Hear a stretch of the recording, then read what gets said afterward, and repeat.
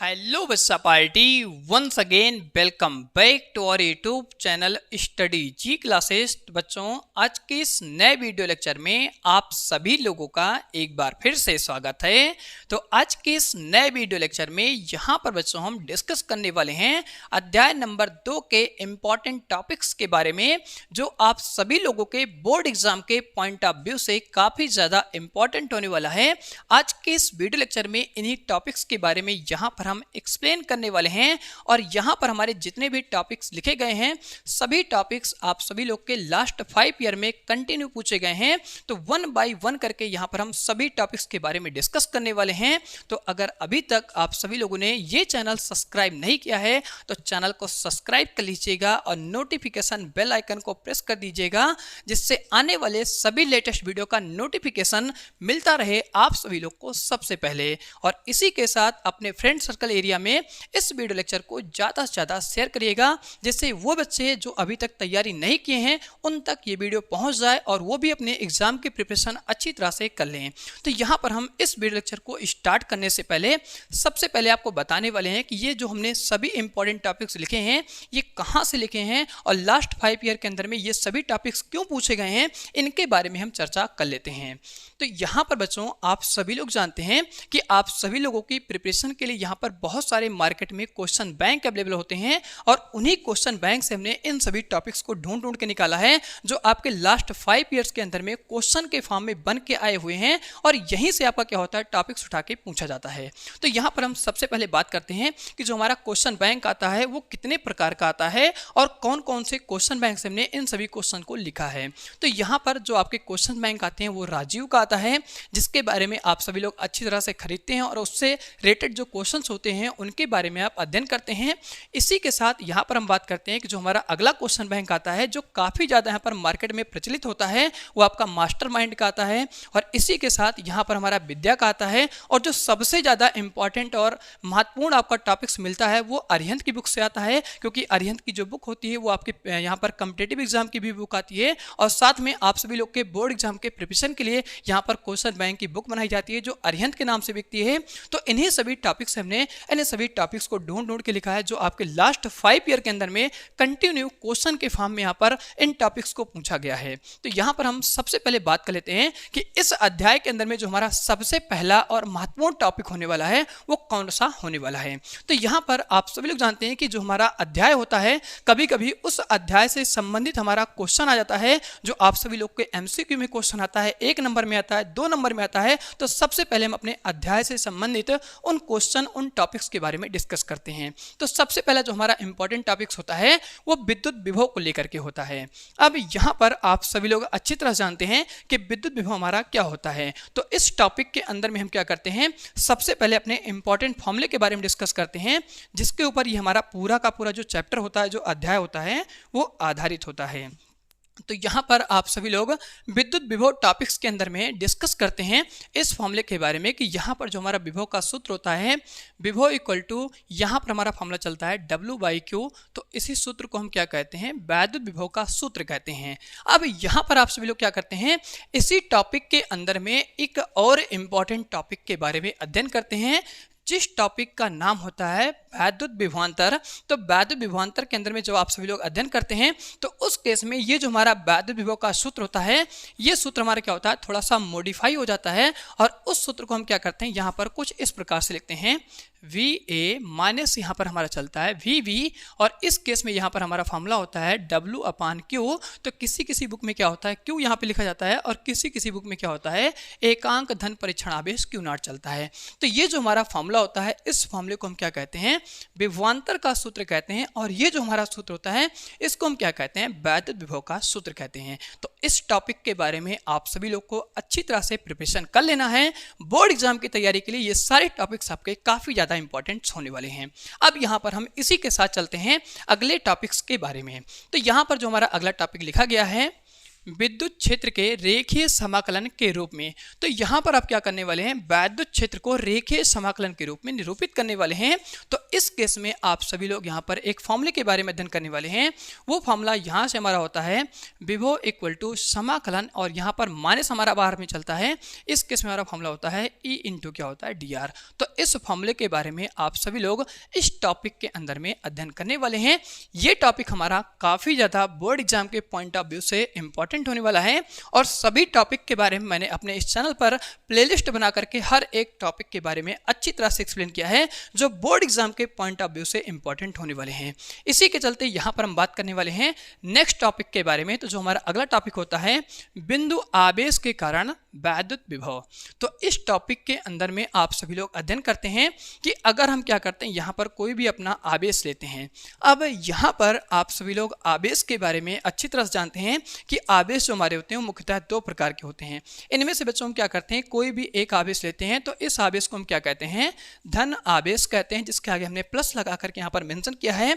और इस केस में यहाँ पर आप जानते हैं कि अगर हम इस आवेश के द्वारा विद्युत क्षेत्र की तीव्रता की बात करते हैं, तो आवेश अगर प्लस का है तो विद्युत क्षेत्र की तीव्रता बाहर की तरफ बनाता है, जिसको यहाँ पर हम इस वेक्टर फॉर्म में इस तरीके से रिप्रेजेंट करते हैं।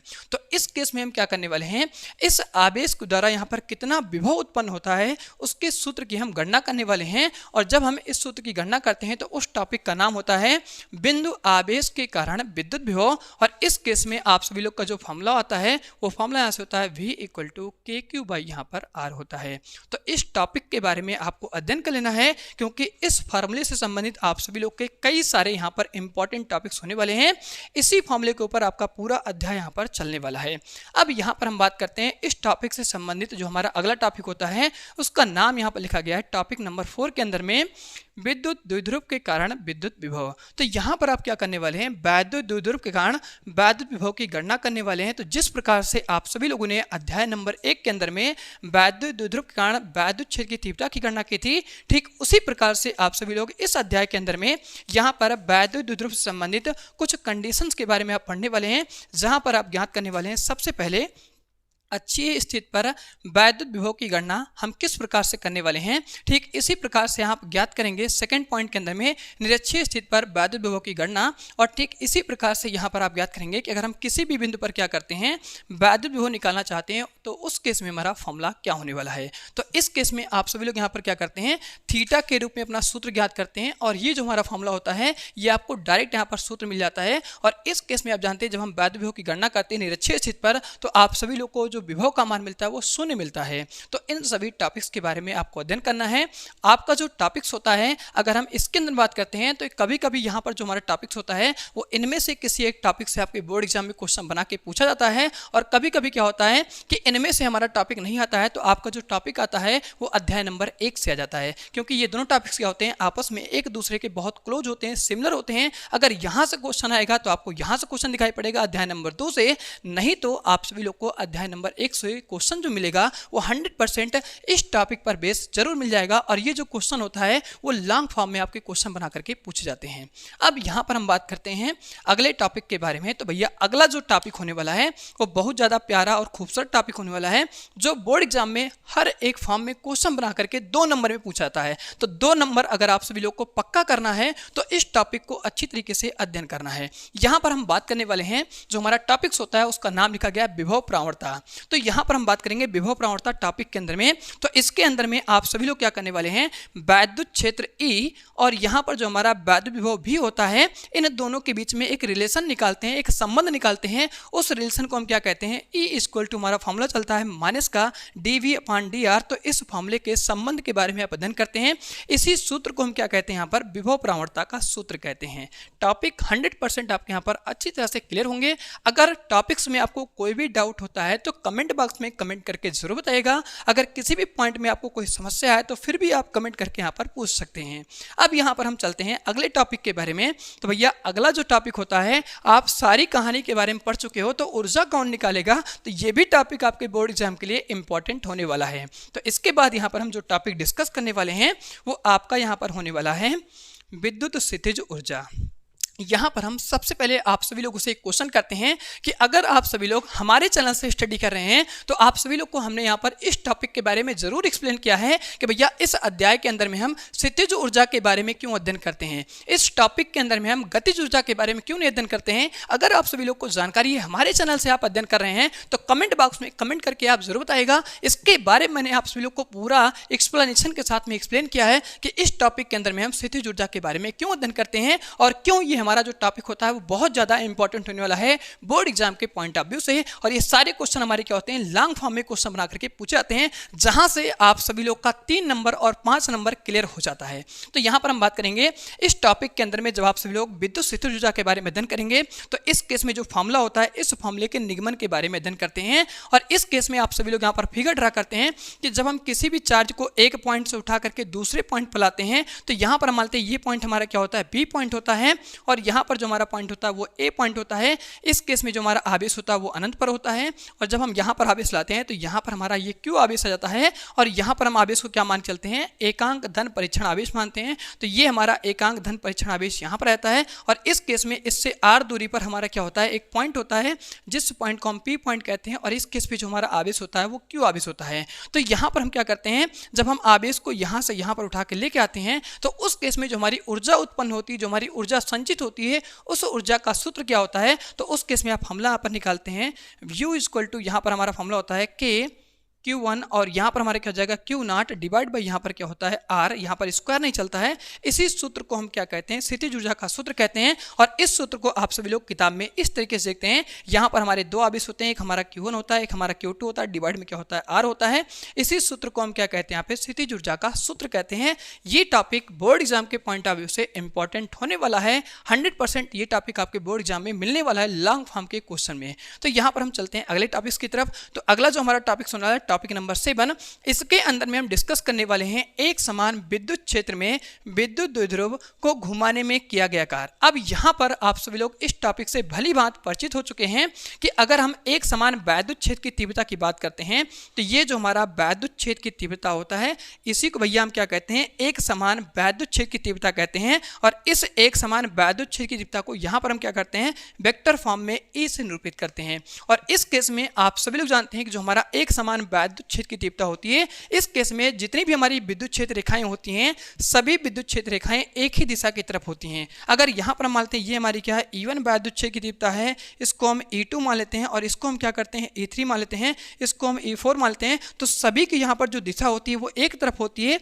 इसीलिए ऐसी वैद्युत क्षेत्र की तीव्रता को हम क्या कहते हैं, एक समान वैद्युत क्षेत्र की तीव्रता कहते हैं। और इस एक समान वैद्युत क्षेत्र की तीव्रता को हम क्या करते हैं, वेक्टर फॉर्म में E से निरूपित करते हैं। और इस एक समान वैद्युत क्षेत्र की तीव्रता के अंदर हम क्या करने वाले हैं, यहाँ पर अपना वैद्युत ध्रुव कुछ इस तरीके से थीटा कोण पर रखने वाले हैं।